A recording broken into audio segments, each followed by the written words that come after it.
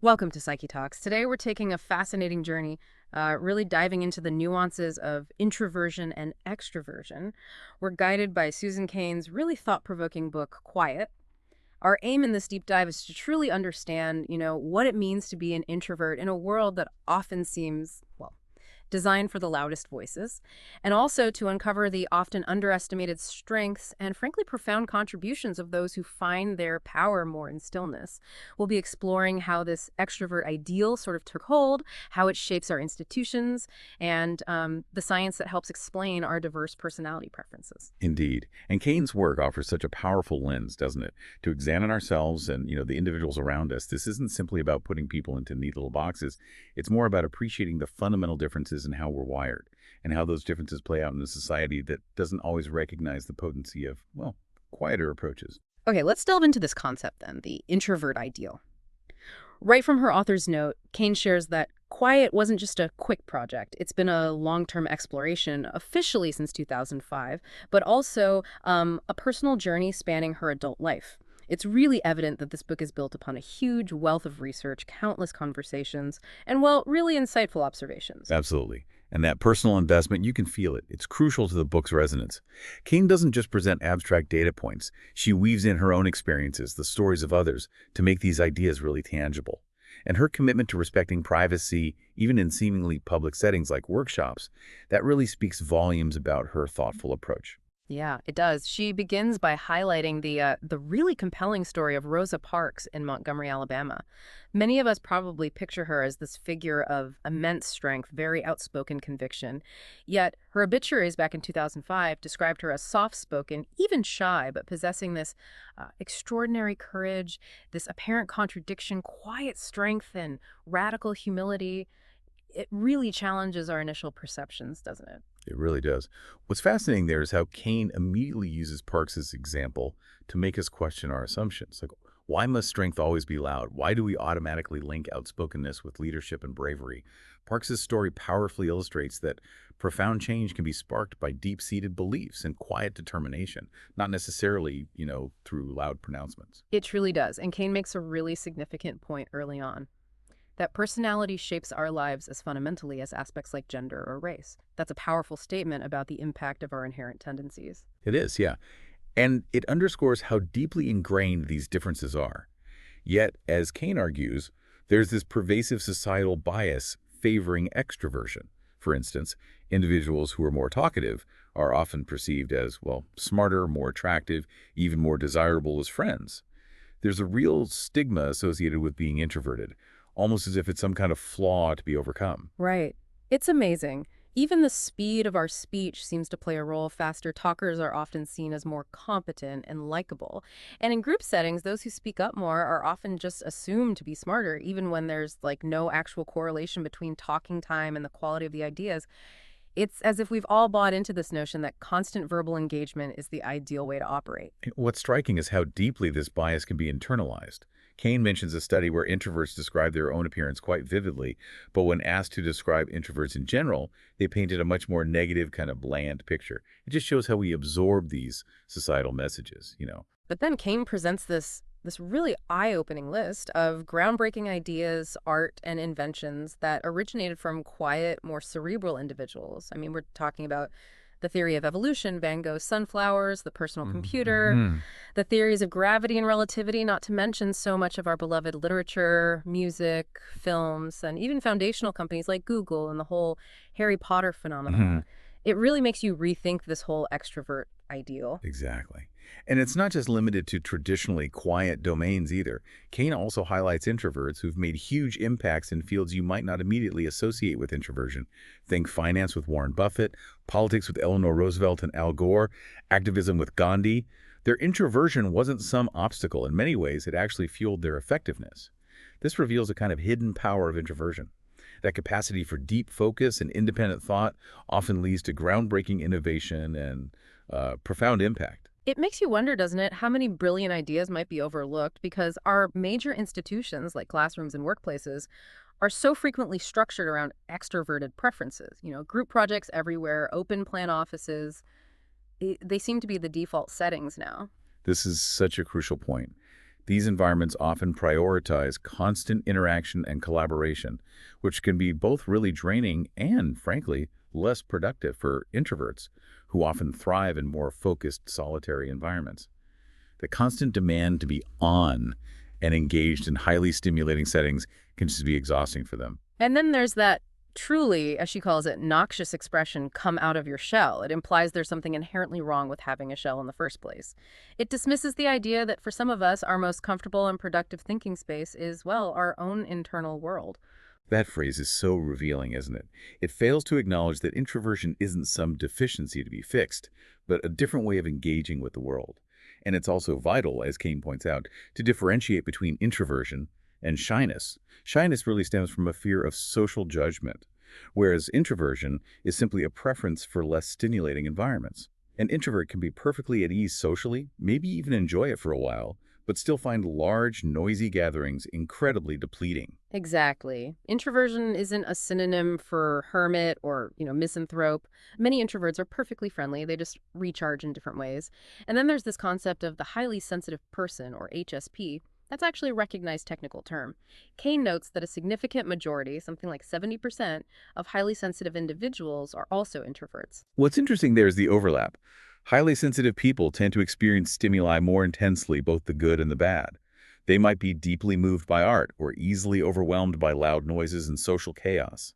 This heightened sensitivity often aligns with an introverted inclination towards quieter, less intense settings. It makes sense. But Kane is really clear that quiet isn't about creating these rigid definitions or labels.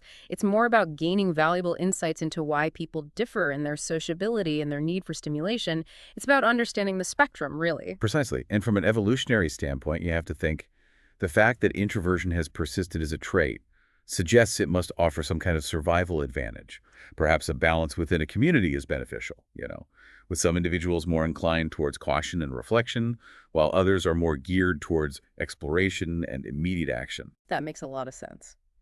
Now, let's shift our focus a bit to the rise of the mighty likable fellow, as Kane puts it, and the development of this extrovert ideal.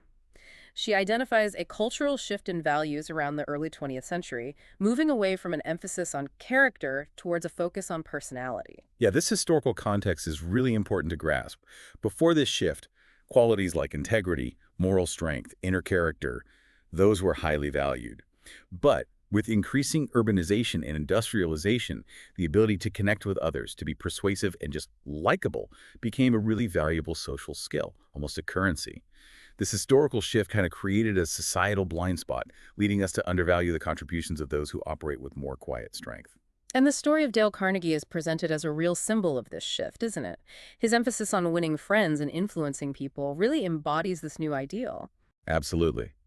While Carnegie's work undoubtedly helped many people develop useful social skills, it also inadvertently contributed to the notion that being outgoing and assertive was the absolute key to success and happiness. It reinforced the idea that personality, particularly an extroverted one, was something that could and maybe should be cultivated. It's fascinating to see how this ideal plays out in contemporary self-help culture, too. Kane uses Tony Robbins' Unleash the Power Within seminar as a prime example, highlighting the emphasis on high energy, assertiveness, and even this concept of, superiority. Yes, the atmosphere at those kinds of events, the loud music, the constant encouragement to be highly energetic and outwardly expressive, it truly exemplifies the extrovert ideal in full force. The underlying message often seems to be that to reach your full potential, you need to be loud, assertive, and constantly on. And she even touches on the upselling tactics at these events and the seemingly unquestioning acceptance from the audience. It's almost as if this high-energy, enthusiastic environment discourages any kind of quiet reflection or critical thinking. That's a sharp observation. The immersive and highly stimulating nature of these events can foster a kind of groupthink, where questioning the underlying messages or the sales pitches becomes less likely. It further reinforces the idea that more energy and more outward engagement are always better. But then Kane shifts perspective again, which is great, as she explores the power of working alone and challenges this widespread belief in constant collaboration. She shares the story of the Homebrew Computer Club and Steve Wozniak's creative process, really emphasizing his solitary work and deep concentration. Wozniak's story is such a wonderful illustration of the power of introverted focus. He wasn't driven by a need for constant interaction or endless brainstorming sessions. His most revolutionary work, on the personal computer, emerged from those quiet, late nights and early mornings spent in focused solitude in his cubicle. And his advice to aspiring inventors is so direct. Work alone. Hmm, That really goes against our modern emphasis on teamwork and, well, those open plan offerings we mentioned. it does. And it aligns perfectly with research on creativity. Cain cites studies from the Institute of Personality Assessment and Research at UC Berkeley, which indicated that highly creative individuals often exhibit introverted traits. That ability to block out distractions and immerse oneself deeply in a problem seems to be a crucial element for innovation. It's almost ironic, isn't it, that the early days of the internet, this tool that now connects us all so readily, were actually driven by introverted individualists collaborating in the ether, often without ever meeting face to face. That's a great point. The early internet provided this unique space for introverted thinkers to connect and create on their own terms.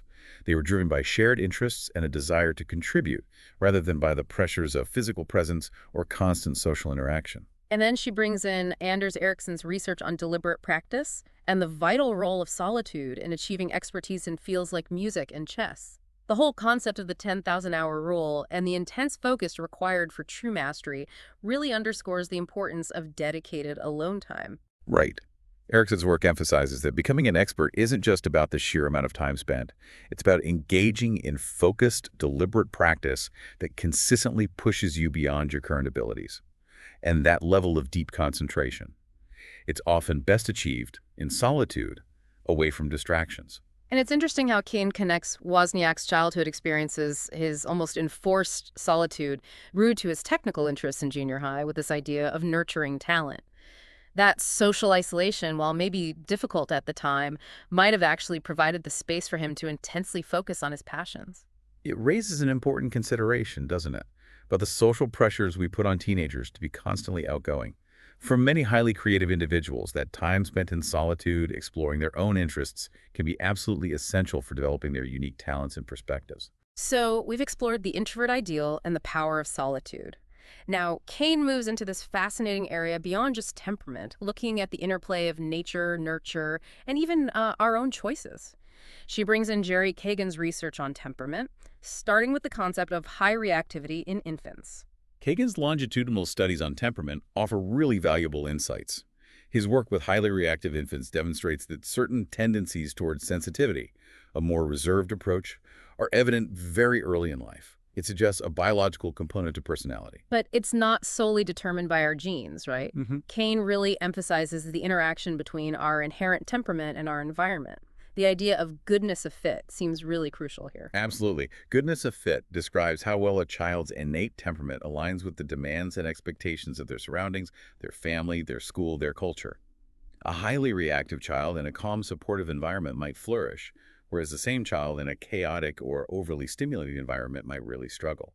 And culture also plays a significant role in how different temperaments are valued. Cain draws a contrast between Western cultures and some Asian cultures, for example, which value things differently. That's right. Different cultures hold different values regarding sociability and assertiveness. In certain Asian cultures, a more reserved and thoughtful demeanor might be more highly regarded than in many Western cultures that often prioritize outspokenness and charisma. It's encouraging, though, to hear about this quiet revolution in parenting and education, this growing recognition of the value of diverse temperaments. It feels like maybe we're starting to move away from a one-size-fits-all mentality. It's a gradual shift, Yeah. definitely, but a significant one. Recognizing and nurturing the strengths of quiet children, rather than trying to force them into an extroverted mold, can have such a profound positive impact on their development and their overall well-being. Now, this next section really resonated with me. The secret of public speaking for introverts and this concept of acting out of character. Cain discusses Hans Eysenck's theory about preferred stimulation levels and the role of the ascending reticular activating system, the ARA. Think of it like your internal volume knob, right? Introverts tend to have it set higher naturally, so they seek quieter environments to avoid overload. While extroverts need louder environments to feel engaged. Exactly. Eysenck's theory basically proposes that introverts and extroverts have different baseline levels of arousal in their areas, leading to these different needs for external stimulation. Introverts tend to have a naturally higher level of internal arousal, so they seek out less stimulating environments to maintain an optimal balance, Mm. whereas extroverts often require more external stimulation to reach that same optimal level. So, for introverts facing situations that call for more extroverted behavior, like public speaking, what are some of the strategies Kane suggests? Preparation seems key, Oh, definitely. as well as focusing on their passion for the topic. Preparation is absolutely vital for introverts in these situations.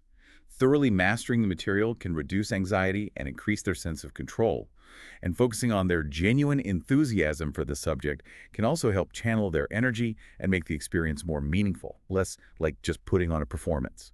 Finding their sweet spot, a level of engagement that feels authentic and manageable, is also really important. And she shares her own experience, taking a public speaking workshop and getting surprising feedback, being perceived as outgoing and confident, even though that's not necessarily her natural default setting. Yeah, that experience really underscores that introverts can develop skills to navigate more extroverted situations effectively. It might require more conscious effort and preparation, sure, but it's certainly achievable. This leads nicely into Brian Little's concept of free traits acting out of character in service of core personal projects. This is such a compelling idea. Free traits.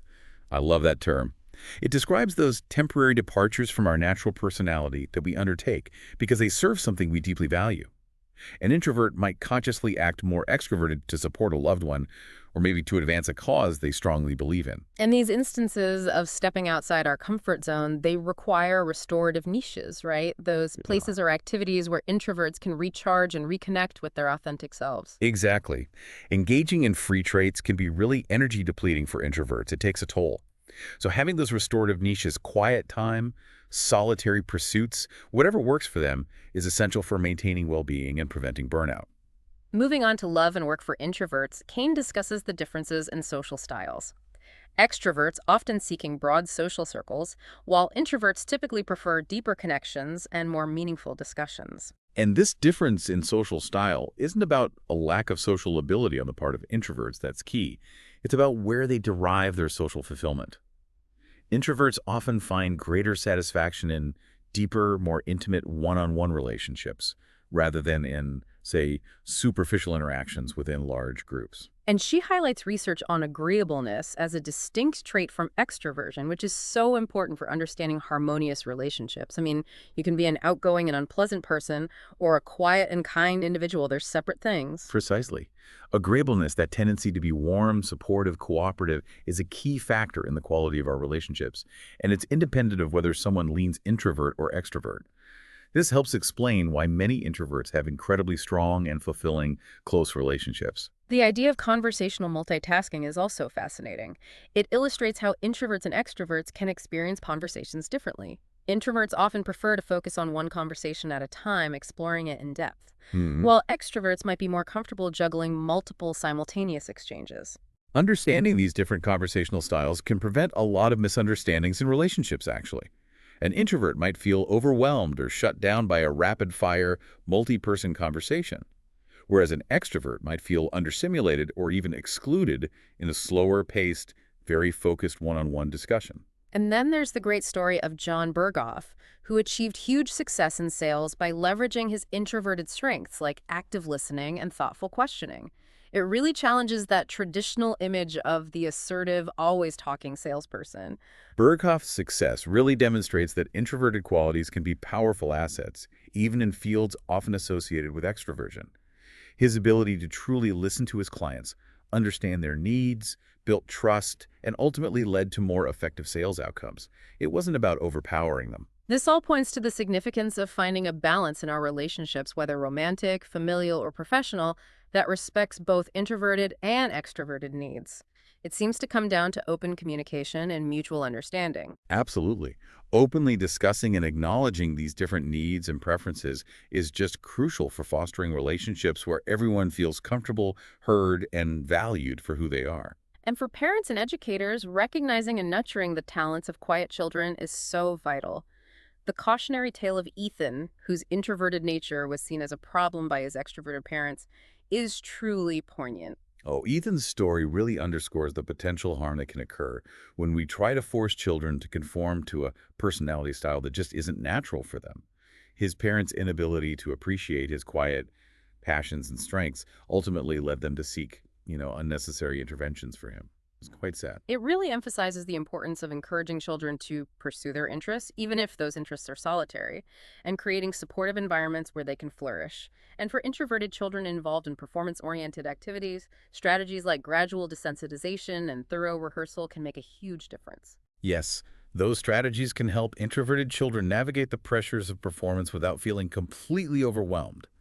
Gradual exposure and meticulous preparation can build their confidence and allow them to share their talents in a way that feels manageable for them. And Kane concludes this section with the inspiring life story of David Wise, illustrating how introverted tendencies can absolutely lead to a fulfilling and creative life. David Wise's story serves as such a powerful reminder that introversion is not a barrier to success or happiness. Not at all. His journey highlights how embracing one's natural inclinations and finding meaningful outlets for those inclinations can lead to a really rich and rewarding life. Finally, we arrive at the wisdom of introverts in a noisy world. Kane highlights their tendency towards persistence, careful thinking, and a deep attention to detail.